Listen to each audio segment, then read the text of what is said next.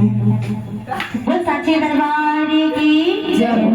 सभी को हमारी श्याम मित्र मंडली की तरफ से राधे राधे राधे। वो श्याम प्यारे की, वो लखनतार की, बोली बालाजी महाराज की, वो सियावर रामचंद्र की।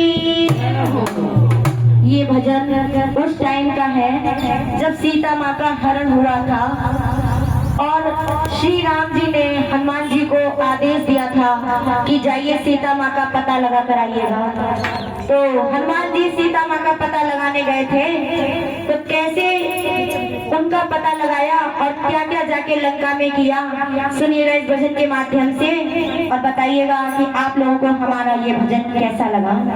सियावर रामचंद्र की कि ना पल में यूं महान ना होते, गदा लिए यूं बलवान ना होते, ना विजय श्री राम की होती, अगर पवन पुत्र हनुमान ना होते। अगर पवन पुत्र हनुमान नहीं होते तो इस लंका का विनाश भी नहीं होता और ना ही सीता माँ का पता कोई लगा पाता। तो इसीलिए कहने लगे, लेकिन हनुमान जी तो सिर्फ भगवान राम की आज्ञा के पालन करके ही गए थे। अगर उनको जरा से भी छूट मिल जाती तो पता नहीं बजरंगबली क्या कर देते लंका में जाके। अच्छा, तो कहने लगे कि आज्ञा नहीं है माँ मुझे किसी और काम की, हाँ आज्ञा नहीं है माँ मुझे किसी और काम की, आज्ञा नहीं है माँ मुझे किसी और काम की, डरना हो जाए